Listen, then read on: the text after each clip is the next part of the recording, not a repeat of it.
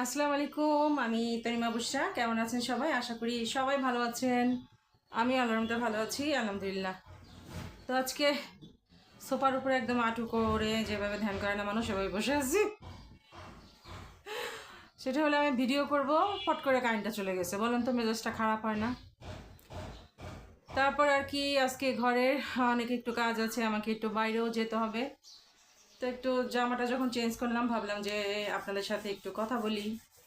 আর এই যে লতা পাতা দেখতে পারতেছেন, আমি আজকে আমার ঘরটা একটু ঠিক করবো, যেহেতু আমি কিছুদিন পরে যে একটা পেজ আছে ওইখানে 3 পিস শাড়ি ওগুলো লাইভ করব।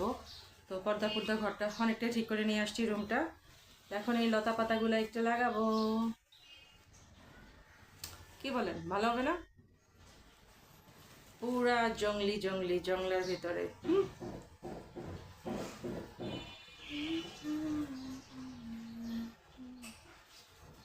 এখানে কিন্তু অনেকখানি আছে, বাট এটা কিন্তু বোঝা যাচ্ছে না।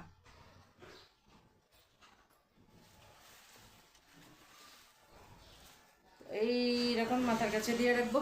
মাথার কাছে মানে ওয়ালে দিব, এই সাইডে বা এই সাইডে।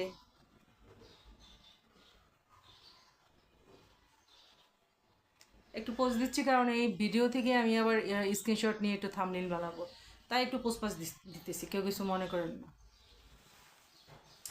একা একা মানুষ তো, তাই অনেক কিছুই করতে হয়। ওই যে ময়লালা আসছে, সকাল থেকে শুধু বাঁশি বাজাচ্ছে সে। কেউ কি ময়লা দিচ্ছে না কে জানে। এই থাম্বনেইলটা সুন্দর হবে না?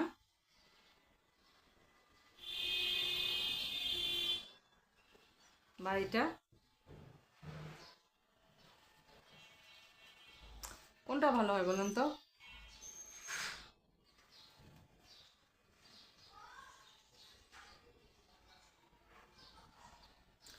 এটা সুন্দর হবে তো, যাই হোক, এটা এখানে রেখে দেই।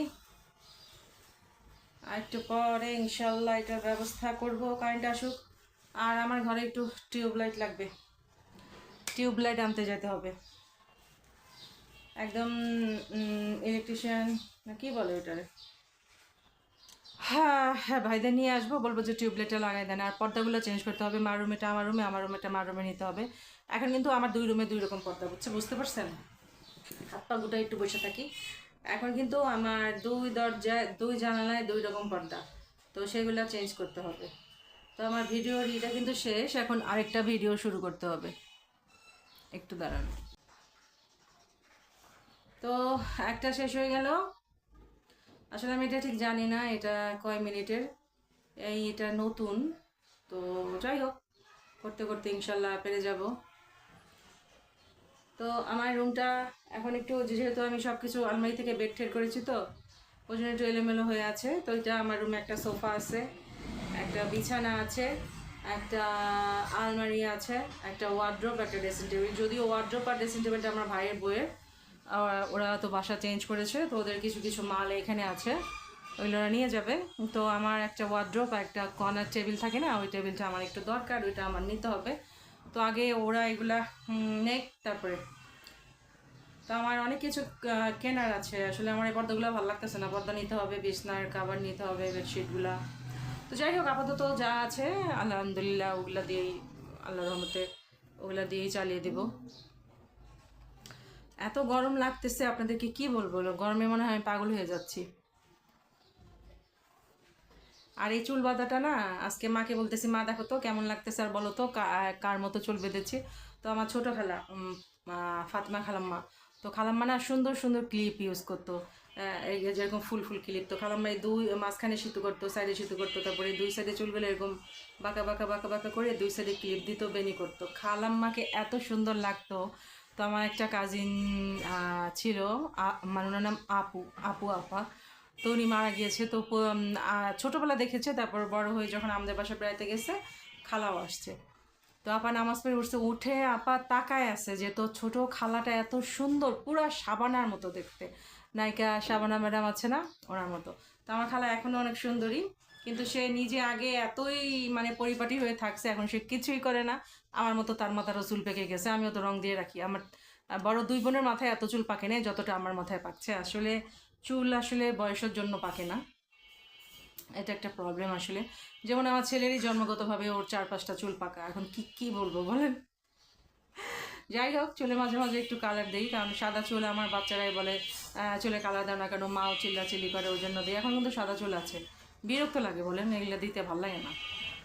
তো যাই হোক, তো ওই খালাকে যখনই ভিডিও কল দেয় আমি যে খালাম্মা মা কিন্তু আসতেছে, মা এসেই বলবে চুলে একটু রং দিতে পারোস না, কালো রং নিলে দেওয়া যায় না, অন্য রং দিয়ে, নবীজি আমাদের মেহেন্দি দিছে না। খালামা বলে দূর এগুলো দিয়ে এখন লাভ আছে, দেখো কেটা। আমি বলে খালু দেখবো, অসুবিধা কি। তো যাই হোক, ভিডিওতে অনেকক্ষণ বক বক বক বক করলাম। আমার ভিডিও দেখার পরে যদি ভালো লাগে লাইক কমেন্ট শেয়ার সাবস্ক্রাইব করবেন। আর আমার কথায় বা ভিডিওতে কোথাও যদি কোনো ভুল হয়ে থাকে সেটা অবশ্যই ক্ষমা সুন্দর দৃষ্টিতে দেখবেন। সবাই ভালো থাকেন, আজকে এ পর্যন্তই, আল্লাহ হাফেজ। তো যাই হোক, বিদায় নিয়ে ভিডিওটা আবার শুরু করতে হলো। গিয়ে দেখি ভিডিওটা আমার মাত্র 6 মিনিট হয়েছে। এটা অ্যাটলিস্ট 8 মিনিট বা 8.5 মিনিট 9 মিনিট তো করা লাগবে, তাই না? এত ছোট হলে কি আর এটা কি ব্লগ হয় বলেন? তো একটা ভিডিও করেছিলাম, একজনকে একদম উচিত শিক্ষা দেওয়ার জন্য করছিলাম। তো সেই ভিডিওটা কেন জানি মানে হলো না, বুঝলাম না ঠিক। আমি একটু আসন করে বসি, কারণ গরমে আমার পুরা পাগল পাগল অবস্থা। কেউ কিছু মনে করবেন না, হাঁটু গেড়ে একটু বসলাম। কারণ সে খুবই হুজুর, সে খুব হুজুরগিরি দেখায়, দেশে থাকতে খুব হুজুরগিরি দেখাইছে। এখন গেছে বাইরে, এখন সেখানে গিয়ে সে মেয়েদের ছবির ভিতরে কমেন্ট করে পিছনে মৃত্যুর ফেরেস্তা, সামনে এটা সেটা। মৃত্যুর ফেরেস্তা কি আমরা কি জানি না? সেটা কি তুমি খালি জানো? আর এই দায়িত্ব কি আল্লাহ তোমারে দিছে যে মাই সেটা তুমি এই সমস্ত কথা তুমি যেখানে বইলা বইলা বেড়াও? নামাজ পড়তে পড়তে কপালে দাগ করাই হয়েছে। আল্লাহ মানে এটা একটা কথা আছে, যদি তুমি কারো ধর্মের কথাও বলো সেটা সবার সামনে লজ্জা দিয়ে তারে বলবা না, তারে আলাদা ঘরে ডাইকা নিয়ে তারে বলো। আপনি আমার হাদিস শিখাইতে আসতে নয় মিয়া, আপনি কি কি কি হাদিস শিখাইবেন? আর আপনি আমার একটা ভিডিও দেখান তো যে আমি সেভাবে করছি। আপনার নামটা আমি বললাম না, আপনি আমার ভাই, সেজন্য কিছু বললাম না। আর আজকে আমার এতটা গায়েও লাগতো না যদি আপনি আমার ভাই না হইতেন, আপনি আমার কাজিনের কাজিন না হইতেন। অন্য মানুষ হলে আমি গায়ে মারতাম না।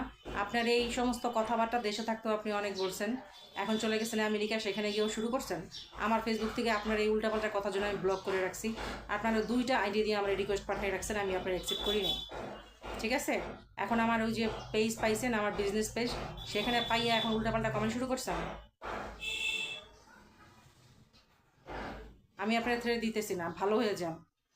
কারণ আমি মানুষ, মন মেজাজ সবসময় মানুষের একরকম থাকে না। উল্টাপাল্টা কথা আর কোনো কমেন্টস আপনি ওখানে লিখবেন না প্লিজ। পরে দেখা যাবে আমিও কি লিখে দিচ্ছি তার কিন্তু কোনো ঠিক নেই। হাদিস দেখাতে আইসেন না। আপনি যদি এত হাদিসই মানেন, আপনি আপনি এগুলো দেখেন কিসের জন্য? আপনি তো ইউটিউবে ঢোকাই উচিত না। মানুষকে ছোট করতে পারলেই নিজে বড় হয়ে গেছেন মনে করেন? আপনার একটা লেখা, একটা কলমের খোঁচা আপনার ব্যক্তিত্বকে পরিচয় করাই দিবে সবার সামনে যে আপনি মানুষটা কেমন। তো কথাবার্তা সেভাবে লিখবেন, বলবেন। আল্লাহ মুখ দিছে, হাত দিছে, শুধু বলতে আর লিখতে না, বুঝে শুনে তারপরে করতে বলছে। মানে আপনার সম্বন্ধে এই সমস্ত কথা বলতে আমার রুচিই হইতেছে না, তারপরে বলতে বাধ্য হইলাম। ভাই দেখে গায়ে লাগছে। আপনার ভাই বলতে আমার এখন মানে আমার এখন রুচিতে বাড়তেছে। কিসের আপনি আমার ভাই? তো ঠিক আছে আপুরা ভাইয়েরা, কেউ কিছু মনে করবেন না, মেজাজটা খুব খারাপ হইলো, তাই আপনাদের একটু জানে আপনি মানে বললাম। কিছু কিছু মানুষ মানে আছে, দেখবেন যারা কাউকে ছোট করতে পারলে নিজেকে বড় মনে করে। এটা যে সে তার ব্যক্তিত্বে পরিচয় দিতেছে আজে বাজে কথা কমেন্টের মধ্যে লেখে, মানুষ যে বুঝে ফেলতেছে যে সে কতটা ব্যক্তিত্বহীন মানুষ, সেটা সে নিজেও বুঝতেছে না। বলে না ব্যবহারে বংশের পরিচয়। তো এখানেও ঠিক, আপনি আপনার আঙুল দিয়ে কি লিখতেছেন, এক একটা শব্দ, সেটা আপনার ব্যক্তিত্ব পরিচয় পাচ্ছে। তো এখন আপনি আপনার ব্যক্তিত্ব কতটুকু বজায় রাখবেন সেটা আপনার ব্যাপার, আমার দরকার নাই। শুধু একটা কথাই বলবো, নিজের চরকায় তেল দেন, নিজের সংসার সামলান। অন্য নারীকে দেখতে হবে না। অন্যকে হেদায়েত করার দায়িত্ব আপনার না, আপনি আপনার পরিবারকে হেদায়েত দান করেন, আপনি নিজে হেদায়েত দান হন। সো আর কিচ্ছু বলার নাই। আমার ভিডিও আর দেখবেন না আপনারা যারা আমার নামে আজে বাজে কথা বলেন।